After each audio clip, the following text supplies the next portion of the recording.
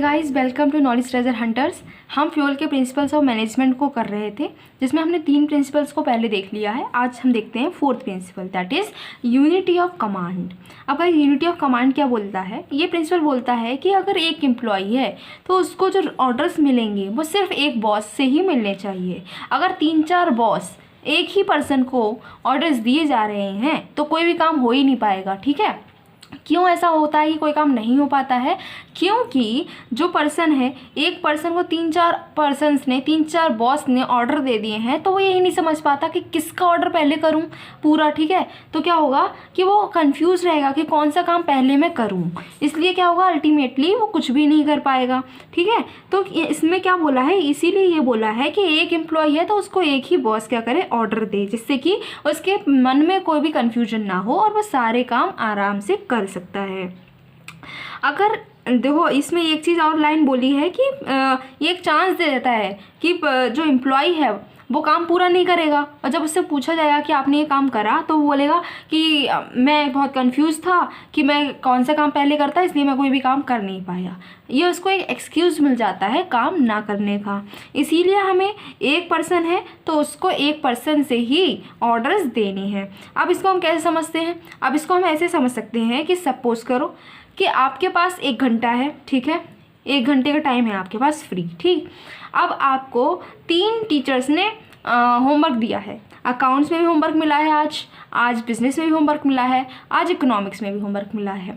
अब 1 घंटा है, 3 टीचर्स ने आपको होमवर्क दिया है। ठीक है, और तीनों ऐसे होमवर्क हैं कि एक घंटा एक सब्जेक्ट में चला जाएगा। तो आप डिसाइड नहीं कर पाओगे कि अकाउंट्स का काम कर लूँ, मैं अकाउंट्स का जो वर्क है वो पूरा कर लूँ, या फिर मैं इकोनॉमिक्स का कर लूँ, या फिर बिज़नेस का कर लूँ। अब अगर आप अकाउंट्स का करने बैठोगे तो आप सोचोगे अरे बिज़नेस में टीचर मुझे पनिशमेंट दे देंगे। ठीक है, अगर बिज़नेस का करने बैठोगे तो आपको लगेगा कि अरे इकोनॉमिक्स में मेरी बहुत अच्छी इमेज है, टीचर के सामने इमेज ख़राब हो जाएगी अगर मैंने उनका काम नहीं करा। तो इससे क्या होगा कि आप कोई भी काम नहीं कर पाओगे। 1 घंटा ये सोचने में ही निकल जाएगा कि किसका काम मैं करूँ।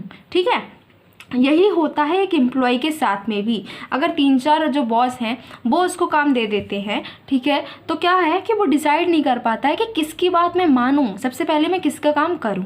इसीलिए एक एम्प्लॉय एक कमांड, ये बोला है यूनिटी ऑफ कमांड में। अब इसका कुछ पॉजिटिव इफेक्ट भी होता है, इसके कुछ फ़ायदे हैं। क्या फ़ायदे हैं कि जो भी आपका सबऑर्डिनेट है, जो एम्प्लॉय है, उसको क्या होगा, उसके दिमाग में कोई कन्फ्यूजन नहीं होगा, क्योंकि एक पर्सन है, उसी ने बोला है जो काम, वो जब ऑर्डर मिल चुका है वो काम करना शुरू कर देगा। राइट, जब वो काम करना शुरू कर देगा तो क्या होगा कि उसके दिमाग में कोई कन्फ्यूजन नहीं रहेगा। नेक्स्ट इज ईगो क्लैशेस नहीं होंगे। ईगो क्लैशेस का मतलब हम कैसे समझ सकते हैं? मान लो कि 3-4 बॉस हैं, उन्होंने अगर एक एम्प्लॉय को काम दिया है, उस एम्प्लॉय ने एक का काम कर दिया, तो दूसरे के मन में क्या आएगा कि इस एम्प्लॉय ने क्या करा कि उसकी बात मान ली लेकिन मेरी नहीं मानी, उनका ईगो बीच में आ जाएगा। अब अगर एक ही ने काम दिया, उसका काम पूरा हो जाएगा तो कोई ईगो की बात आएगी ही नहीं, है ना। तो इससे ईगो क्लैशेस नहीं होते हैं। नेक्स्ट इज इफेक्टिवनेस इंक्रीज हो जाएगी, क्योंकि अब उसको पता है कि कब हमें कौन सा काम करना है, किसकी बात माननी है, तो वो क्या करे, टाइमली काम कर देगा। तो क्या होगा, टाइमली काम अगर पूरा हो रहा है तो हम कह देंगे कि इफेक्टिवनेस बढ़ गई है। ठीक है, अब अगर नहीं मानी, ठीक है, हमने फ्यूल ने तो कह दिया कि आपको क्या करना है कि एक पर्सन को एक ही पर्सन के लिए ऑर्डर्स देने हैं, लेकिन हमने कहा हम फ्यूल की बात क्यों माने भाई, हम नहीं मानेंगे, हम अपनी बात मानेंगे।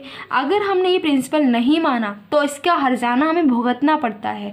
इसके कुछ नुकसान हैं जो हमें फेस करने पड़ते हैं। कौन से नुकसान है देखते हैं। तो अगर बात नहीं मानी जाती है तो सबसे पहला जो इसका नुकसान होता है वो होता है कन्फ्यूज़न। जो हमारा एम्प्लॉय है उसके दिमाग में हमेशा क्या रहेगा, कन्फ्यूजन रहेगा, क्या करूं, किसका काम करूं, किसका ना करूं। ठीक है, ये वाली कन्फ्यूजन हमेशा रहेगी। नेक्स्ट इज सबऑर्डिनेट जो है उसके पास चांस मिल जाएगा। वैसे भी हर कोई यही चाहता है, वो काम से दूर भागना चाहता है। कोई काम करना चाहता है नहीं, हर कोई चाहता है कि हम काम ना करें, कोई बहाना मिल जाए हम काम ना करें।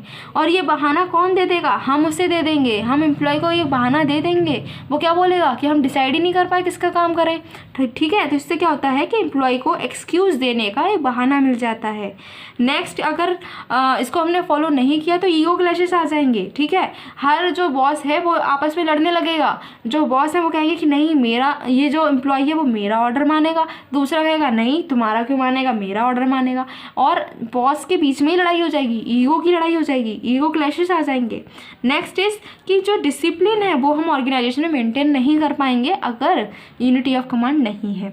तो गाइज आई थिंक कि आपको यूनिटी ऑफ कमांड यहाँ पर क्लियर होगा, और नेक्स्ट प्रिंसिपल को हम अब आगे नेक्स्ट वीडियो में कंप्लीट करेंगे। Till then keep your knowledge treasure hunting on.